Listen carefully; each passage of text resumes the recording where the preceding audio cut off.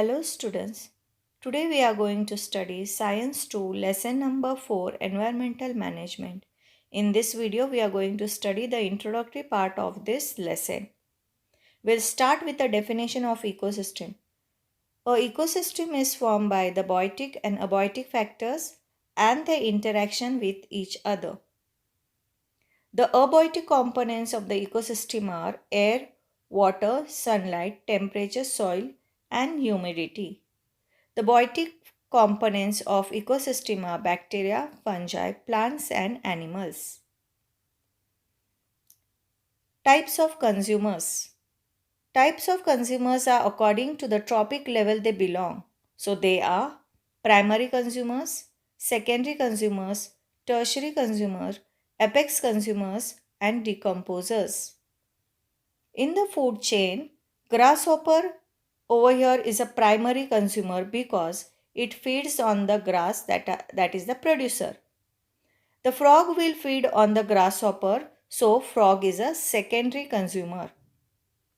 The snake will feed on the frog, so the snake is a tertiary consumer. The hawk will feed on the snake, therefore it is a final consumer or the apex level consumer. Finally, all the living organisms, when they die, they get decomposed by the decomposers like bacteria and fungi. Food chain and food web. What is a food chain?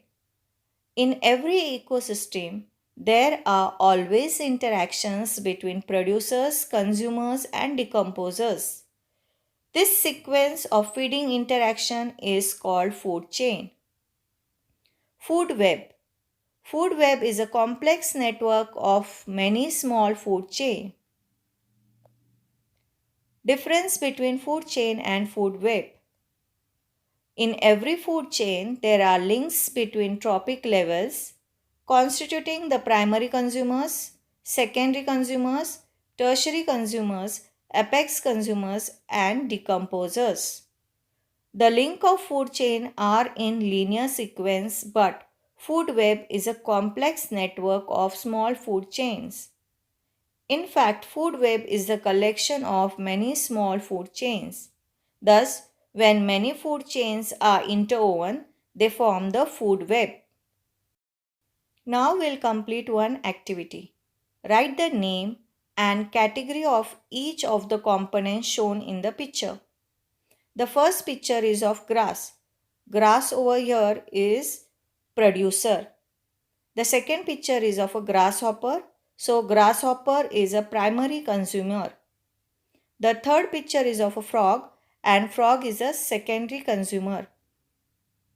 The fourth picture is of a snake and snake is a tertiary consumer.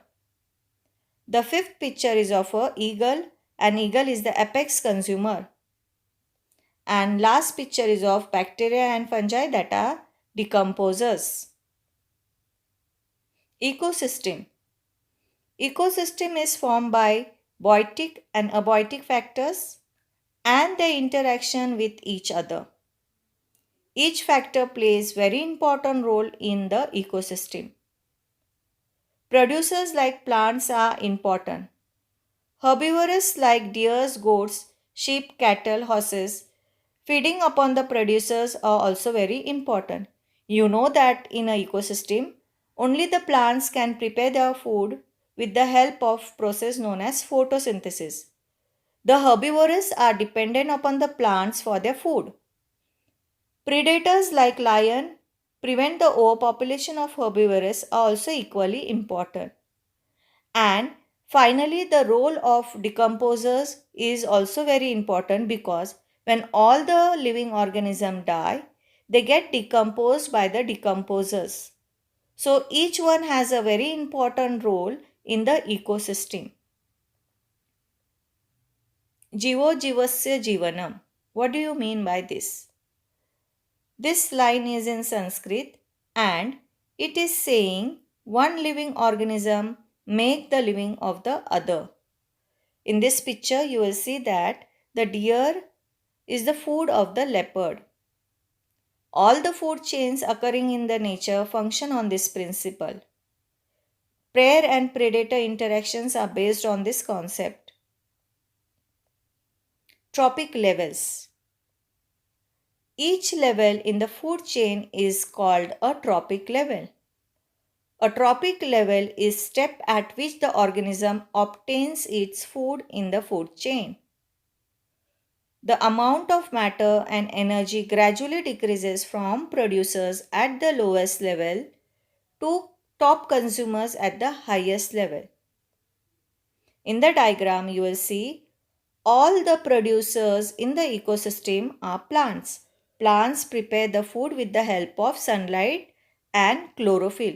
So the plants over here are the producers. Herbivores are dependent on the plants for their food, so they occupy the first trophic level. Carnivores are dependent on the herbivores, so they occupy the second trophic level. And omnivores occupy the third trophic level. Energy pyramid. What do you mean by energy pyramid? There are different levels of energy exchange in the food chain. The initial quantity of energy goes on decreasing at every level of energy exchange. Similarly, the number of organisms also decreases from the lowest level to the highest level. This pattern of energy exchange in an ecosystem is called as pyramid of energy or energy pyramid. In the diagram, you will see over here that the base of the pyramid is formed by the producers.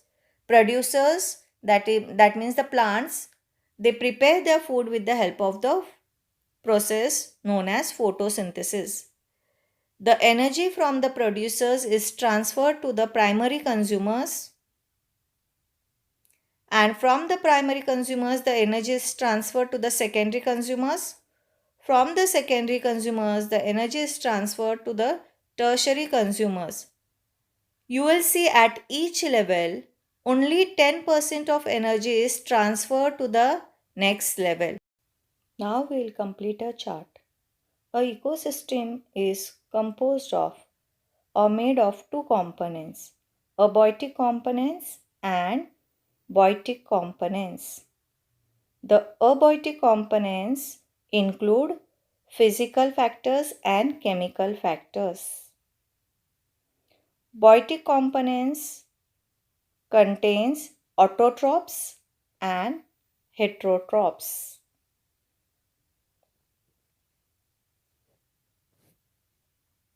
The physical factors include air, water, minerals, sunlight and soil, while the chemical factors include nutrients and salt.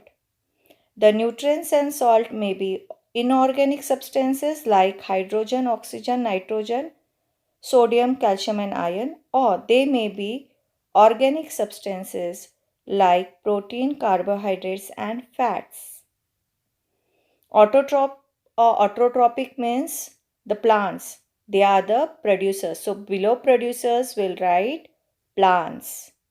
Heterotrophs means the organism which is dependent on plant or other organism for their food. So animals, below animals will write consumers. They consume the other organisms for their survival. And decomposers, bacteria and fungi are the decomposers. Consumers are of three types: primary consumers, secondary consumers, and tertiary consumers. Let's think. Paddy is cultivated on large scale in the various states of South India. Paddy fields are frequently attacked by grasshoppers. Similarly, frogs are also present in large number in the mud of the paddy fields to feed upon the grasshoppers, and snakes are also present therein to feed upon their favorite food, frogs. However, if the frog population declines all of a sudden, the first question that they have asked is, what will be the effect on the paddy crop? If the population of frog declines, then there will be rise in the population of grasshoppers and this will affect the paddy field. Second question, Number of which consumers will decline and which will increase? Population of grasshoppers will increase and population of snakes will decrease, and there will be increase in the number of rats and rodents. Third question is, what will be overall effect on the ecosystem? If the population of frog declines, there will be imbalance of the entire ecosystem. Relation between environment and ecosystem. Physical, chemical, and biological factors affecting the living organism in any possible way is collectively called as environment. In short, environment is a condition in the surrounding. It includes many biotic, abiotic, natural, and artificial factors. There are two main types of environment. One is the natural environment and other is the artificial environment.